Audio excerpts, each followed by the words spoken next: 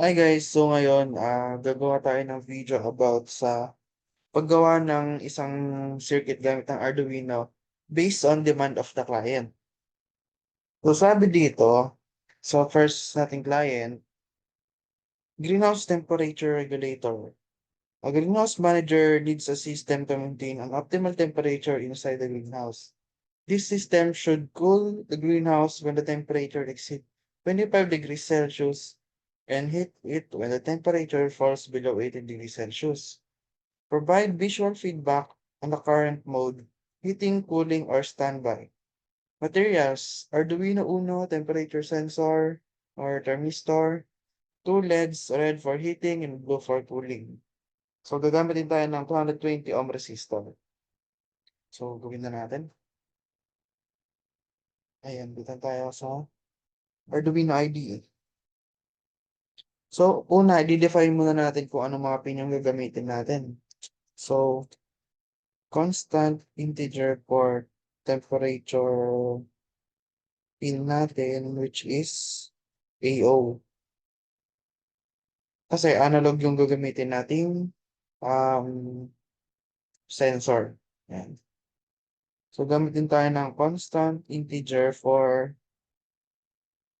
ayan, heat, ano natin? Heat LED natin. Para sa LED natin na for heating. Tapos, constant integer cool. Yan. So, ang mga gagamitin natin pin is pin 2 at saka pin 3. So, ilagay din natin yung, tawag dito, yung threshold na gagamitin natin for heat and for cooling. So, sa heat, sabi doon is 25 degrees Celsius. So, lagyan natin. Constant integer heat threshold 25. Tapos, constant integer for cool threshold is 18 degrees Celsius. Ayan. So, next natin, void setup na tayo. Nilagay natin lahat ng mga given. So, void setup. Ayan. So,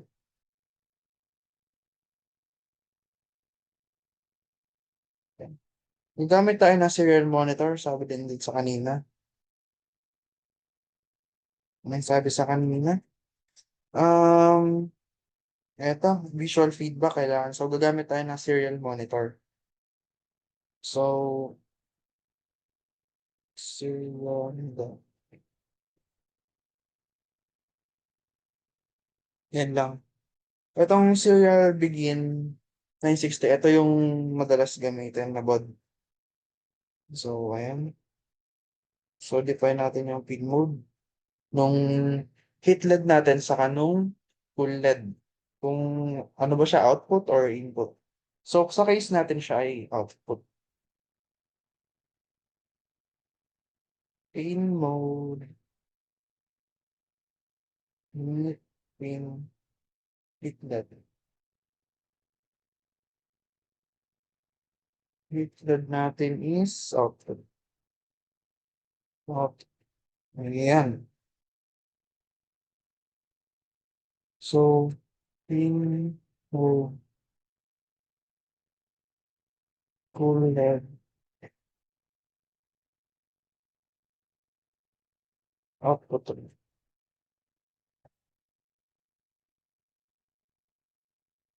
Ayan. So, after natin itong modify, punta naman tayo sa void loop.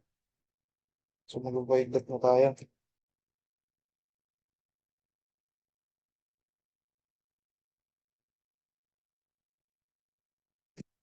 Ayan. So, ang gagawin naman natin dito is lalagyan natin yung mga conditions saka yung computation natin ng temperature kasi gagamit tayo ng thermistor. So, integer temp reading is equal to analog read.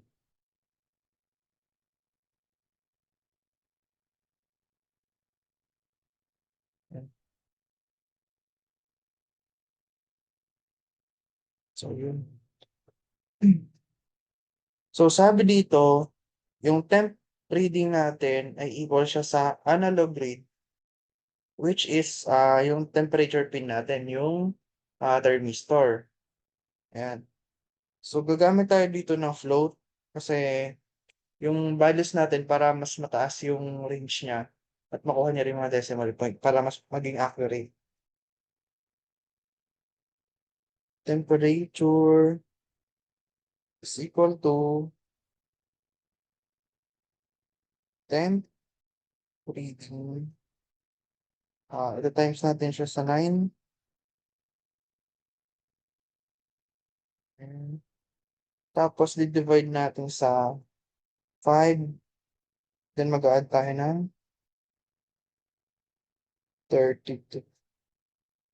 So, ito yung formula for this thermistor. So, lagyan natin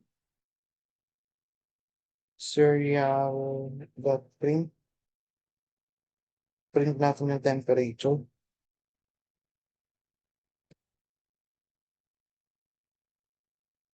And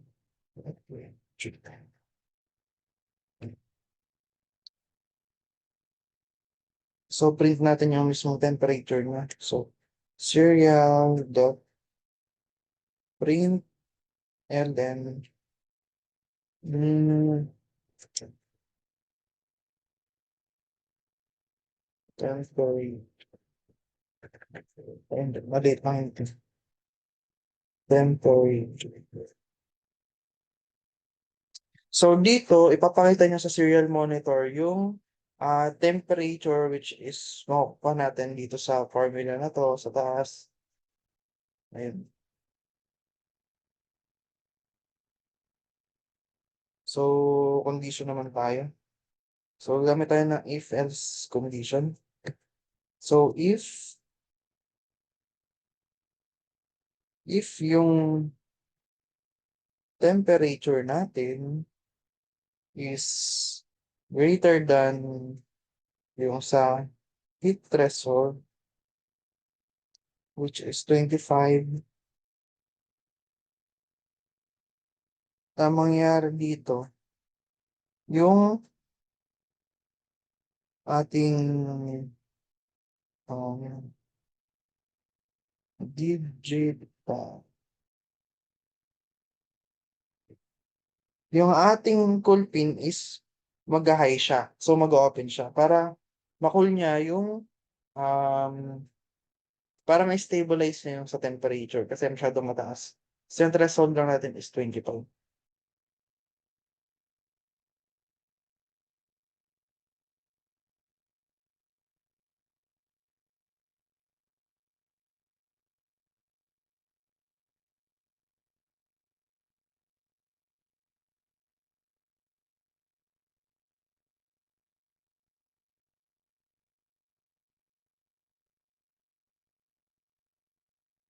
So,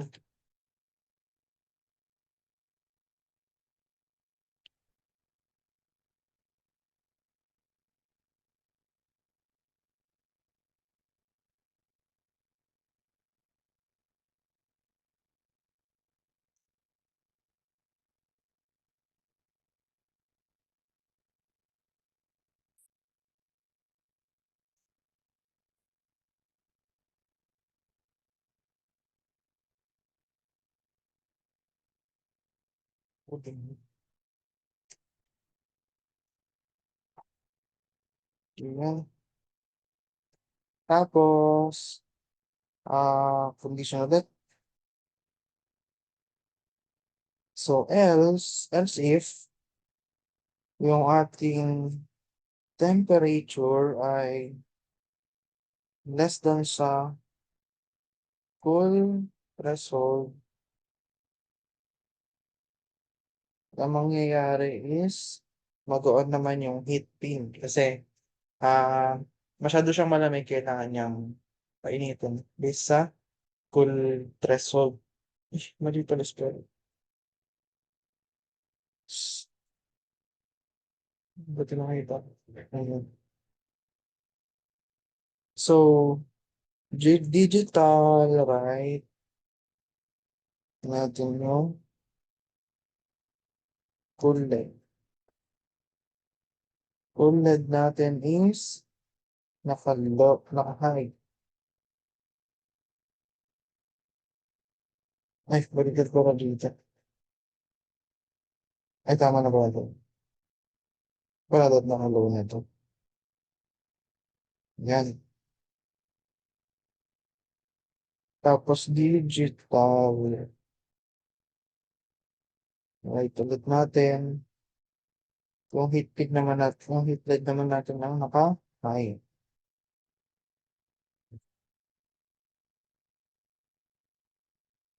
So, lagay ulit natin. Serial.print ln. Ay, waiting naman siya.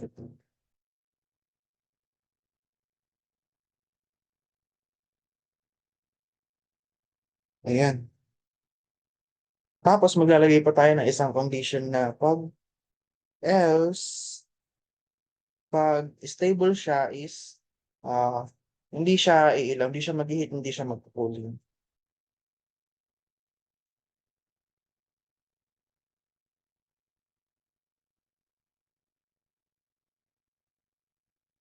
Copy na natin ito. Mabilis.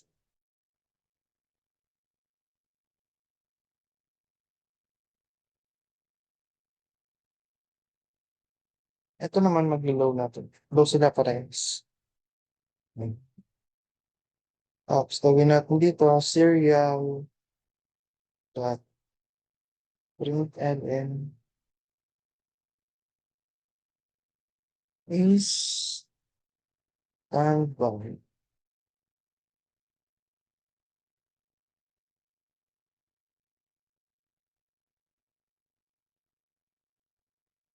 Tapos lagyan natin siya ng delay. May kulang.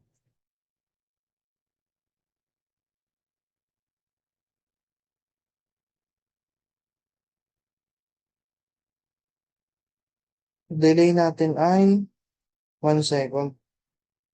Para hindi laging naka-on yung um, para yung cycle niya is hindi magulo. Kumbaga para hindi magkaroon ng error or masira yung mga component natin. So, eto ngayon yung code for this problem. Greenhouse temperature regulator. So ngayon, iti-test naman natin siya for actual. So, gagamit tayo ngayon ng Arduino Uno kit. Try natin i-upload. Upload muna natin.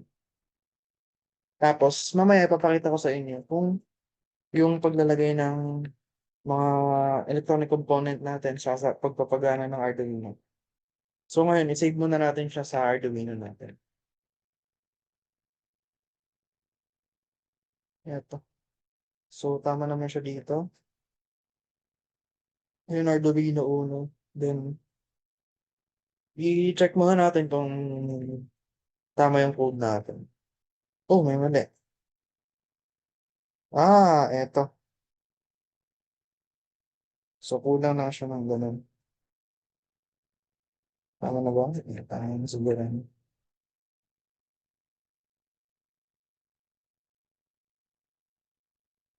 Ayan. So, ipasok na natin siya sa Arduino natin.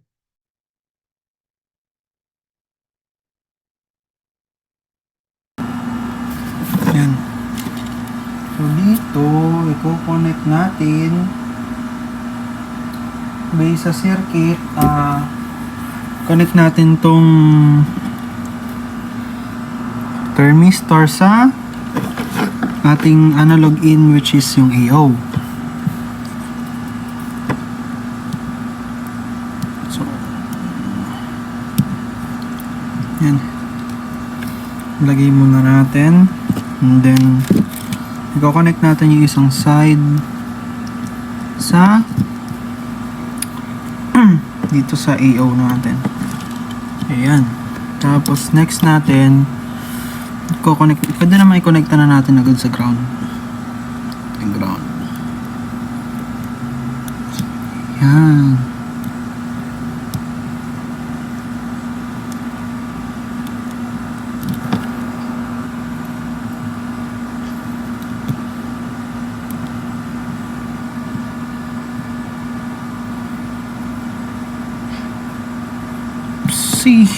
Ay, may kabit. Pangit naman itong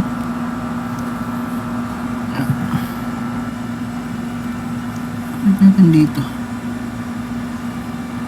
Ayan. The next natin is yung heat LED natin. Kukonect natin siya sa pin 2. So gagamit tayo na itong kulay pulang itong kulay red. Ayan. So negative side yung mas maliit.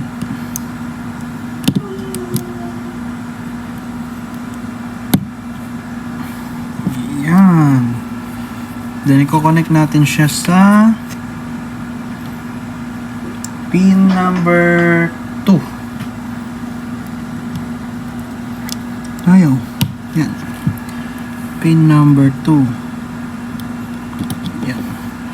Tapos next naman natin is itong cool LED natin. Wala tayong blue, so gagamit na lang tayo ng green. Yan. Color green na lang. Oops, yung ano pala, nakalimutan natin magkabit ng resistor. So itong resistor lalagay natin dito.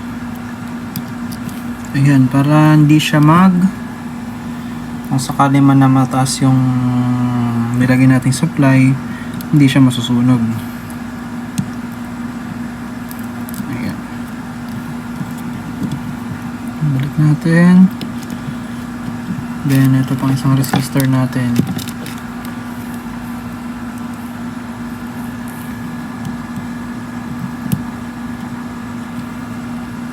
Ayun. Palitin natin, guys. Kasi mas maikli itong isa. Ayan. Tapos connect natin to dito sa pin number 3. Ayun. So ito yung ating circuit. Try natin kung gumagana ba siya.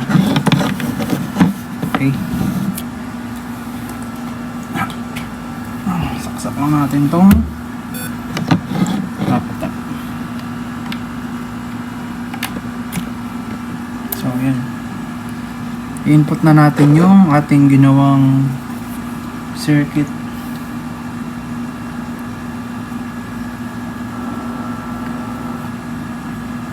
May video ka pa? Ayan, tingnan natin.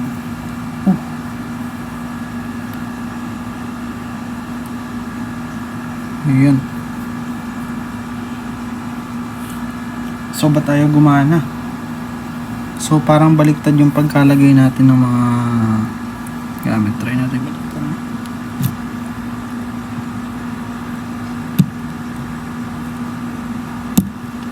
Ayun, baliktad nga. Baliktad yung pagkalagay natin.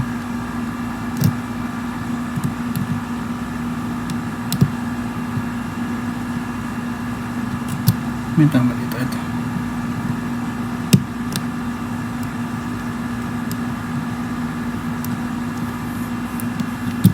Ay, mas mahaba.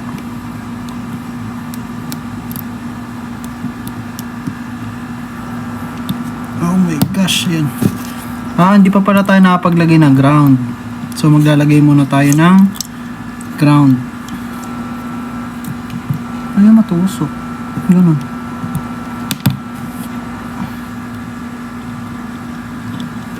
Ayan. So makikita natin naka-on yung green, so it means cooling siya. Yan, kasi mataas yung temperature natin. So pag nilamigan naman natin to, mag-on naman yung red. Ayan.